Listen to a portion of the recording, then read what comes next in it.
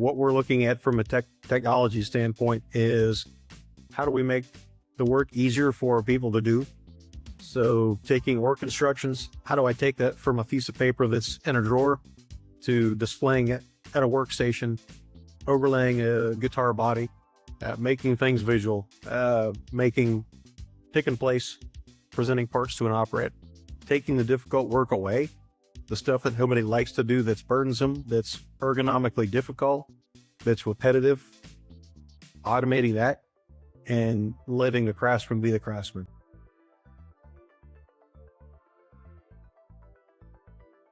So hello and welcome to the Manufacturing Connector.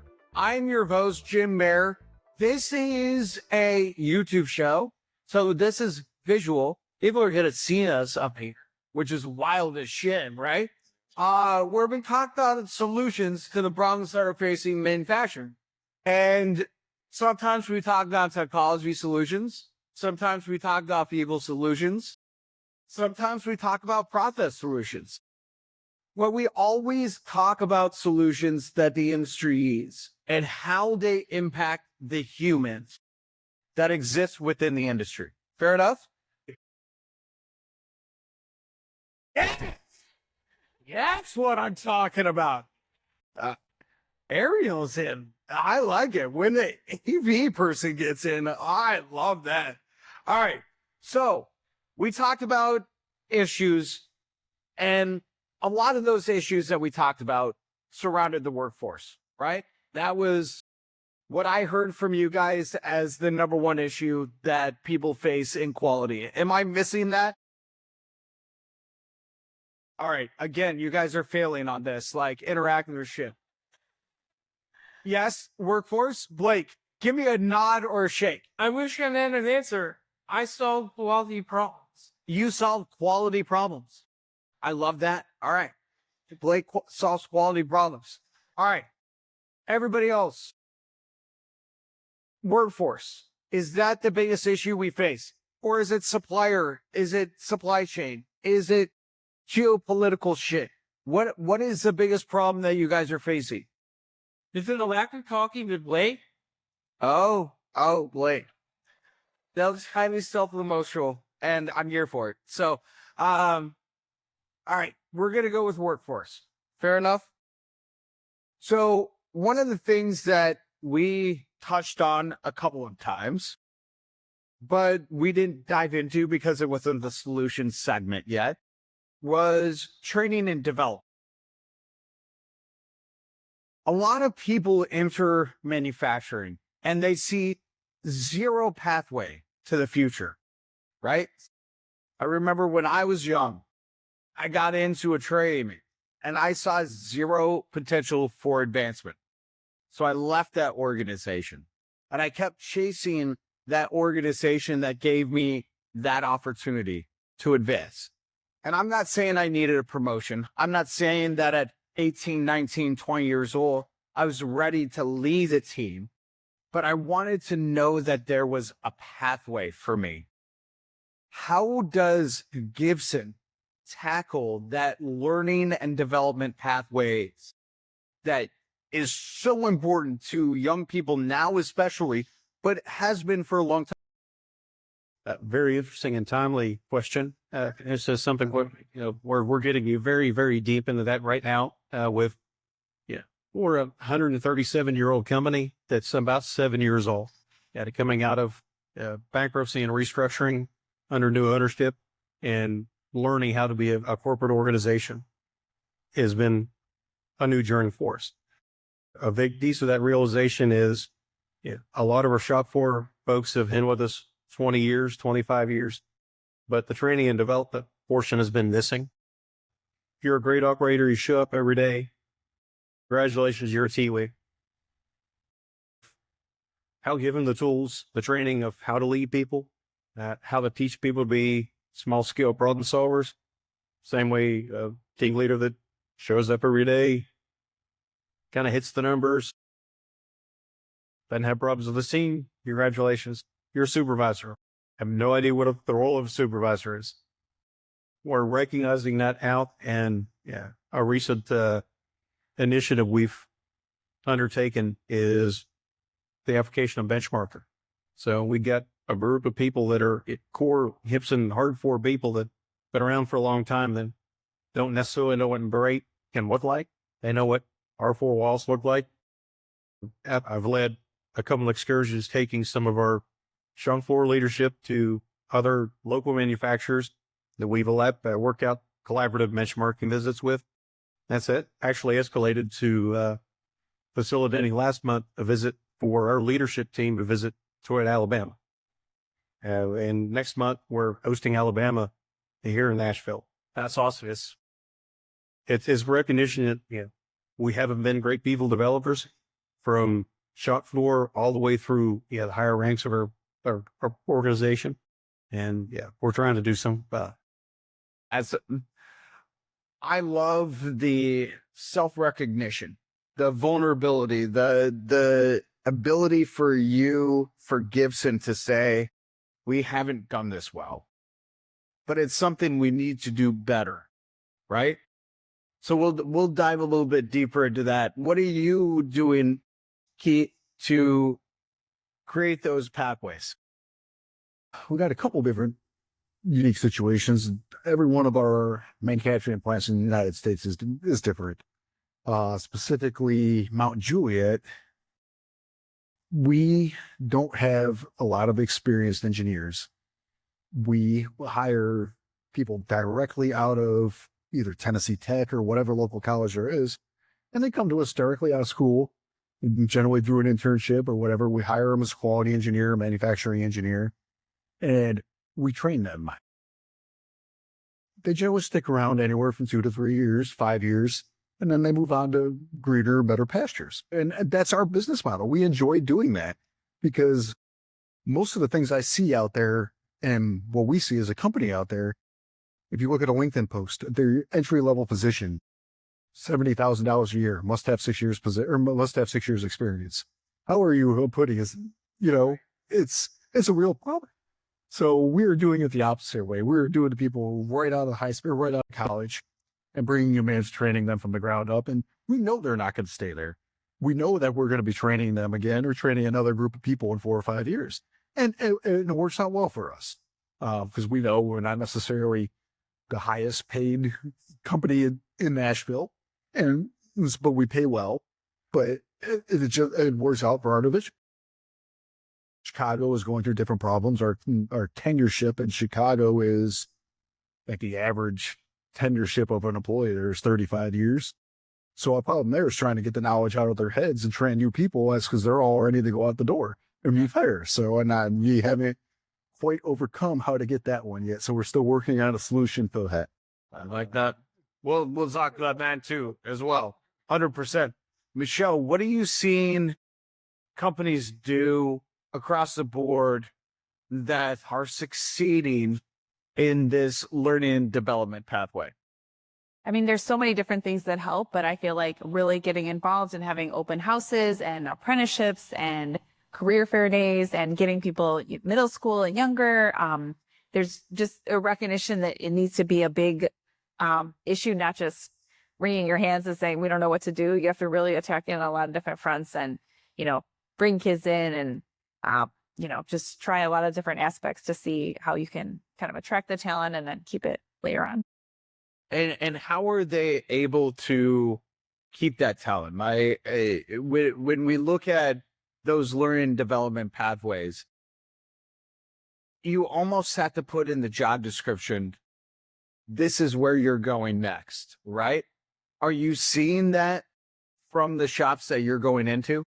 Yeah, I feel like people do recognize that, like you said, people want to feel that what they're doing matters and there's a path forward and it's not just an entry-level job where you'll go nowhere. They need to see like, okay, here's what's coming next. And I feel more excited about this. And it's just interesting. The career fairs I've been to, people talking to the high school students or middle school, and they're asking, do you know what manufacturing is? And they're like, kind of. And then they walk in through and explain like, oh, this is how your shoes get made. And, all these things. And, because they want to do something else. And you're like, well, that doesn't work out. Maybe consider this, To me, that's been the easiest way to talk to young people about careers in manufacturing is when you bring up Jordans or Air Force Ones and you say, hey, who in this room likes sneakers, right? And every single fucking hand goes up, and see, I got the first cuss word on that one. Every single fucking man goes up and they're like, oh, I love sneakers. And you have to explain to them, here's a process to manufacture those sneakers. The soles you've got as dies, and there has to be a tool and die person who goes in and makes that die, et cetera, et cetera. And it gets them really excited. And I love getting young people excited. Where I think we struggle more now as an industry is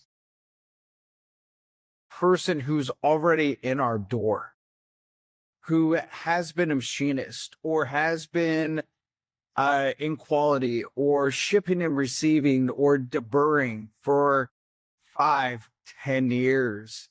And they clock in and they clock out. And some of them just want to do that for the rest of their lives. And God bless them, because every organization needs them. But I think we don't do a great enough job asking what's next for you, right? How do we do that better? How do we make that more normal in our day-to-day conversations with the employees we have in our shops?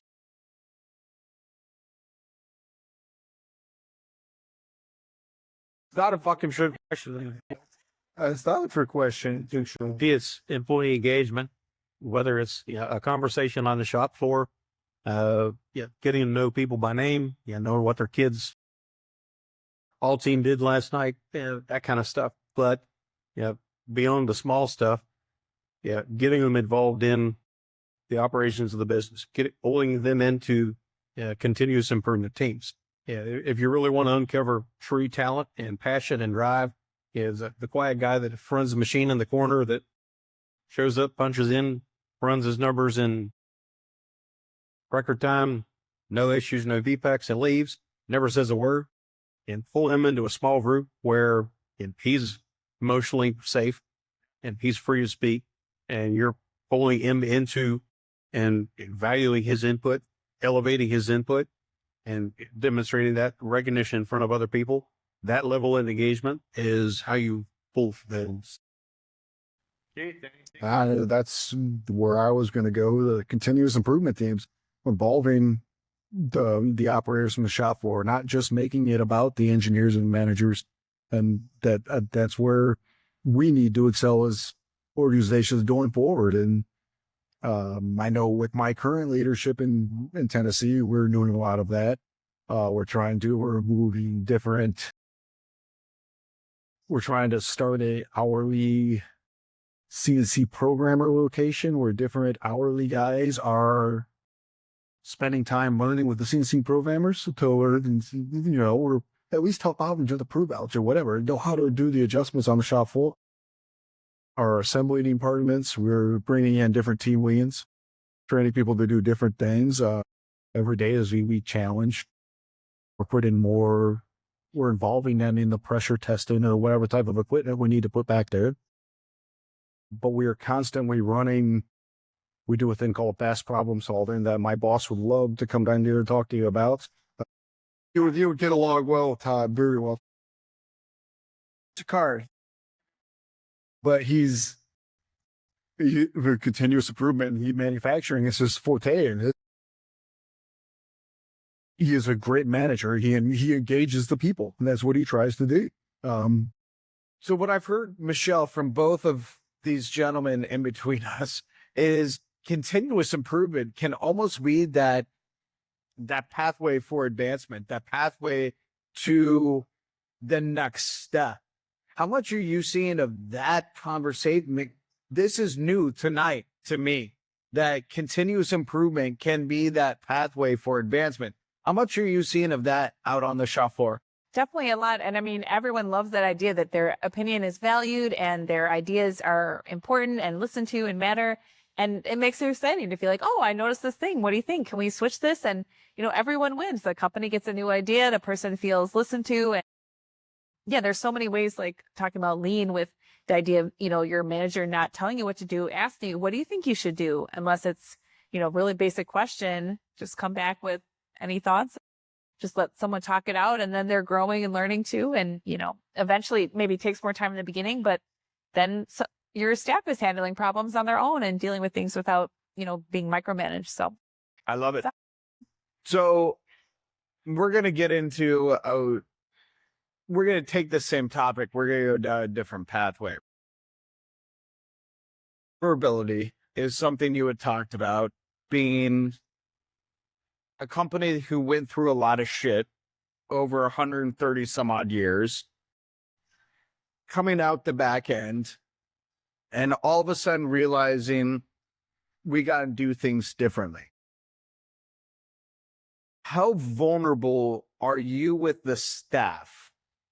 Is top level leadership with your staff about their future at Gibson? Yeah, personally, yeah, very much so. I'm in no way, shape, or form my guitar manufacturing subject matter expert. I'm in a building, me either, full of people that are, and look at the quality people that are in the room. When a quality problem pops up, who is the first person you're going to go talk to? The person on the floor that's running that process. So yeah, you have to demonstrate that level of vulnerability. I don't know what I don't know. I'm going to rely on them. It's been my philosophy from day one, stepping in, totally new world. I don't know what I don't know. And I'm going to rely heavily on you guys to teach me. I will help you solve as many problems as I possibly can, but I'm going to rely on you very much to do that. And I think that flows through our leadership team very well. We're, I said, a 7-year-old, 137-year-old company, and we're figuring it out. We're doing well, profitable, and I think we'll get a pretty happy group of employees, and we're still doing epic shit. I love epic shit. I love it. Keith, what about you? What role does vulnerability or other soft skills play in the way that you keep and hire talent there? And I'll be the first to admit I am not a people manager. I might be a leader in my field, but I don't think I would ever be a great manager. That's why I have great managers. But I'm a leader. I can be a mentor. Just listening to people, telling people what they need to hear, helping people. Don't be afraid to answer a question. And obviously, if you're one of the subject matter experts and you are trying to train somebody, don't withhold the information. It only makes my life easier to tell you everything I know. Yeah. Long term, it's going to make me more. I'm probably less valuable, but it's going to make me more empowered. I feel like I'm doing something every day when I'm helping the younger generation do what I do. So I guess that's where my vulnerability comes from. Love it. Michelle? Yeah, I think it's so important because then it's how you grow. And I feel like you hear these stories where if a company was doing badly, would you want, the CEO to hide the numbers from the staff? Like, no, if you were investing in that company, you want the CEO to tell everyone, like, all right, we need all hands on deck. We need some ideas. Things are not going well. And then people realize, like, okay, let's rally, let's brainstorm, let's, get on board. So, yeah, that's really important. Awesome.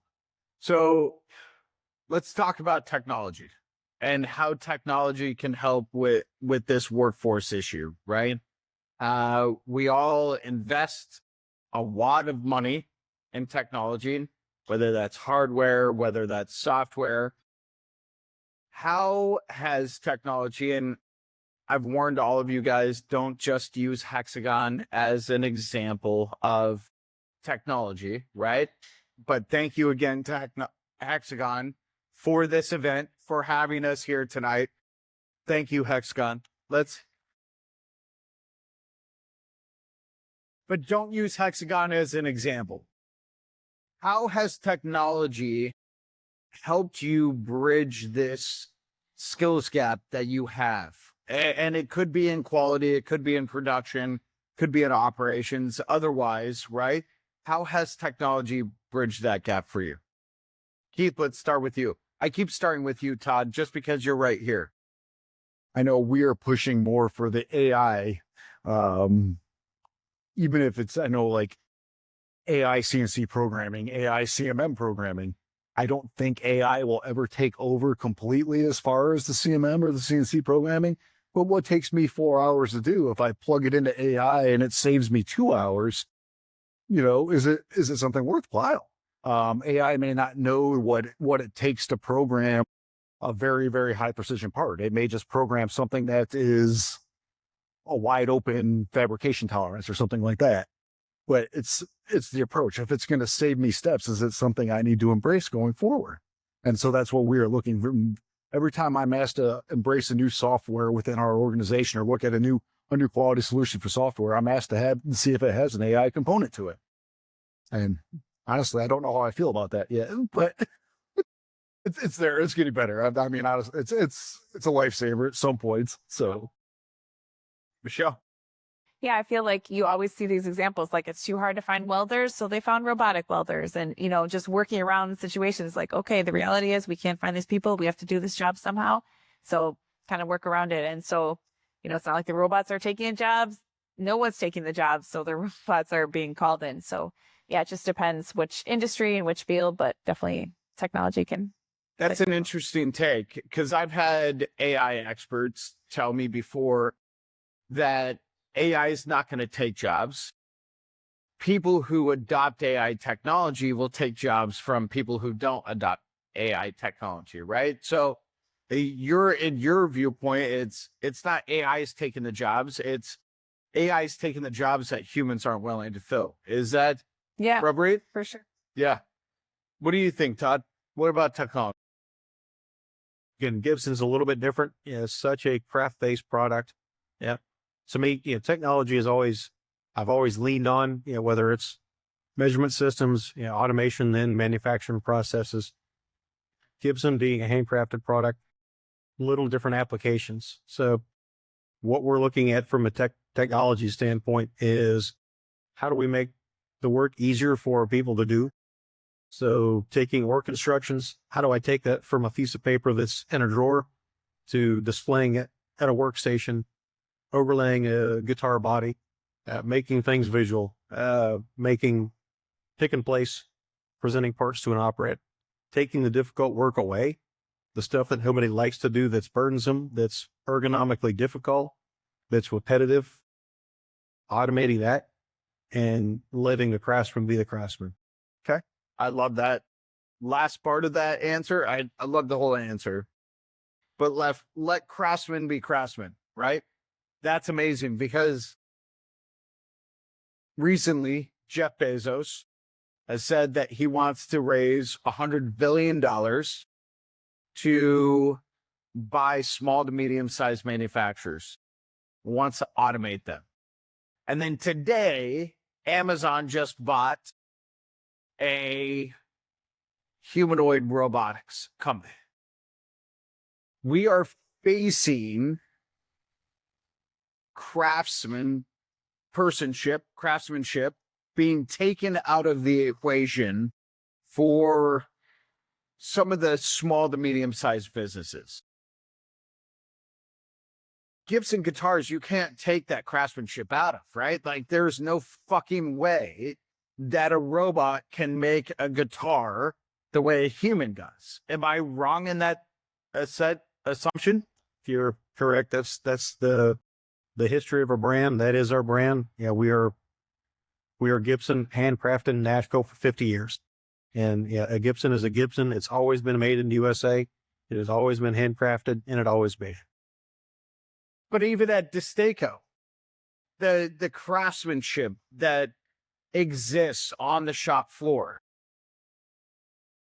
that exists in the QA department, cannot be replicated. Am I wrong in that assumption? In 100 years, after it gets enough of that knowledge, because like I said, we're such a small one-off shop that how is the robot ever going to get its knowledge? But isn't that where robots, even AI, isn't that what they do is they take knowledge and they build off of that knowledge? Well, if you're making one part every 10 years, how is it ever going to get that knowledge? I mean, I like that. I get it, but we're our assemblies, we're talking microns and microns clearance. We're hand polishing, Right. wedges and jaws to make things fit in assembly. And I don't know if a robot's ever going to be able, how are you going to know that this robot, well, today I got to take off a third of a tenth. Tomorrow I got to take off 2/10. How's that robot ever going to know that, to make this fit and function properly? I mean, it is a very, very manual process, and it does take a craft. I mean, that's where our assemblers excel. So I give you a great example of automation versus AI. It was just having a conversation with a grad student that's wanting to work on an AI project and approached us specifically about grading of wood. Critical to our process. They were looking at AI grading, and their concept needed about 5,000 samples to start their learning process. No, that's good. That's fantastic. We make 60 a day. How long are you going to be around? I like that. Michelle, what do you think about this idea of humanoid robotics taking over manufacturing, especially on the small to medium size market? Yeah, it just does seem like it's kind of a future plan. I mean, so many of them, like you said, small craftsmanship and one-off parts, and just the way things go. It's not like they could easily automate and they're just refusing to, join the future. So I think something like that does sound interesting, but it doesn't seem like it's happening tomorrow. So we'll see. But All right. I think if you have the volumes to support it, there's obviously a market for it. But in the small and medium shop world, I don't think it's there yet. I don't know how it's ever going to get there when you were talking about one part every 10 years. I like it. All right. Yes, correct. You had 0-1. So yeah, I meant what you knew. Audience, what questions haven't I asked them yet? Todd. Right? Todd? Tom? What questions haven't I asked them?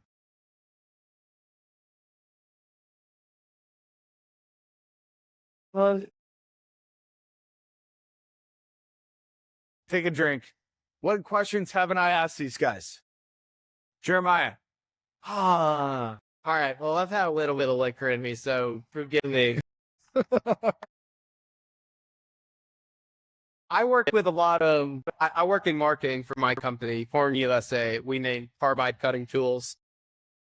My question, I work with a lot of internships, high school students, trade school students, college students. Quality is not glamorous.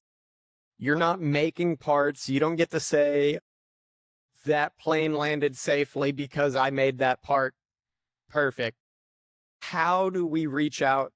Rather, I haven't had a single kid come through that even knows that quality is a thing, let alone what it takes to work in quality.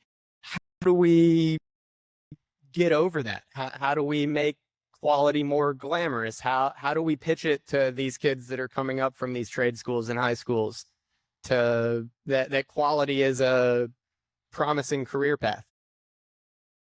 And real quick, I have a client that I work with, Bent River Machine. They're in Clarkdale, Arizona, tiny ass little fucking town in the middle of nowhere, Arizona. Cottonwood. If you like Tool, the band, Maynard James Keenan, his restaurant is right there. All right. I go there every time I'm there.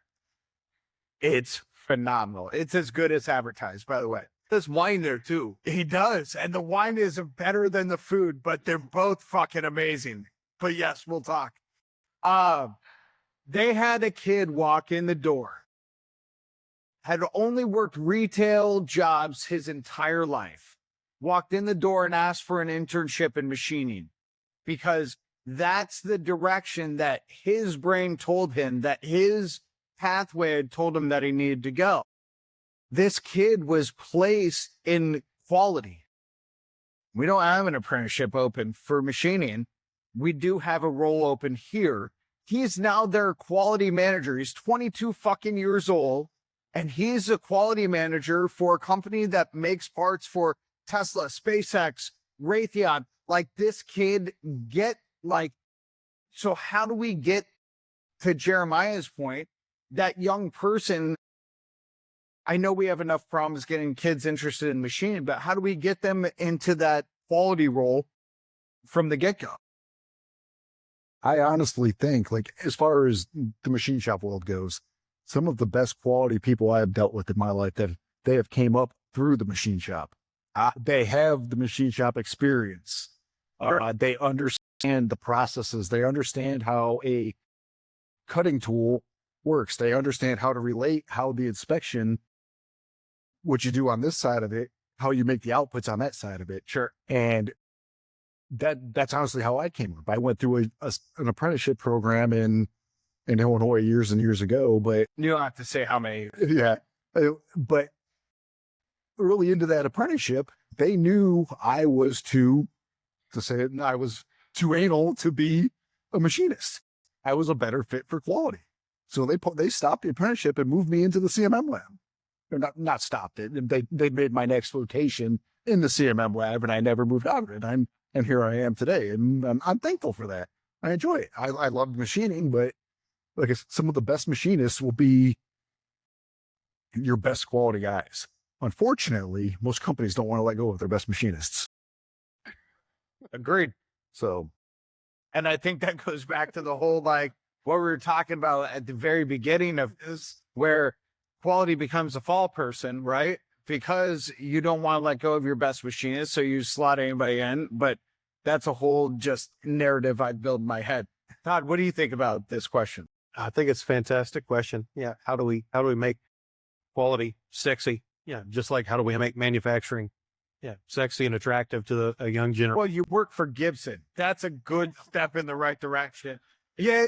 If you can say I work for fucking Gibson guitars, that's sexy. I don't care what role you have. That's sexy. Anyway, go ahead. Sorry, did not mean to interrupt. To me, it's just, even early in my career, it's been, recognizing attributes of folks, on the shop floor, demonstrating, hopefully, servant leadership and how I led as a quality manager, demonstrating to them what a successfully functioning quality group can look like, but identifying that talent and kind of reaching out, dinging them, and putting some feelers out, getting them interested and engaged in what we're doing, and trying to recruit from within. But to the larger question, how do we make that attractive from outside of our four walls? Don't have a good answer. It's a great question. Yeah, I mean, once people are involved and they get exposed to it, I think that's a good sign. So it's, not for everyone, but some people are really going to love it. Like that detective angle and, making things better and continuously improving. That's really appealing to a lot of people. And it's a challenge, but it makes work more interesting. So yeah, it's definitely hard, but there's some ways around it. I love it. We have time for one more question. Who's got my last question? All right, then I'll ask you guys a question. It's usually my icebreaker, but we were short on time, so I wasn't going to ask you, but you get it anyway. If your organization had a mascot, what would that mascot be? Bess? You cannot pass. Very challenging question. I honestly don't know the answer to that. All right. It could be a fucking guitar, Todd. Key. we like to say we're clamping down on quality. What made Destaco stands for Detroit Stamping Company. Manual clamps are real red handle clamps. Every manufacturing industry knows them. So it would probably be a clamp. I do know our engineering manager likes to walk around in a taco suit because of everybody calls us Taco. So maybe it's a taco. It's a taco. It is 100% a taco.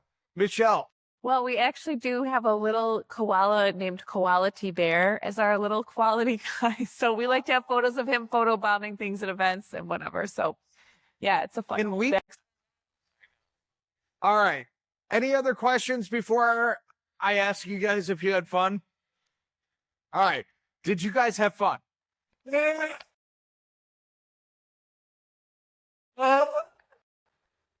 Was this a good use of your time? That was way less. I'm going to cut. Was this a good use of your time? Hey, bartender, was this a good use of your time? No. Fuck yes, I like that guy. All right, thank you guys so much for being here. Thank you for listening. Thank you so much for being here. Thank you, Hexagon, and everybody at Team Hexagon in the support the encounter. You guys are awesome. You notice I didn't bring up Hexagon until the very end, except for to chastise by him. We didn't want this to be a sales pitch. We didn't want this to be about Hexagon at all. We wanted this to be about the issues. We wanted to create a community here locally. Thank you guys for being here. You are this community. We'll see you next time. Maybe.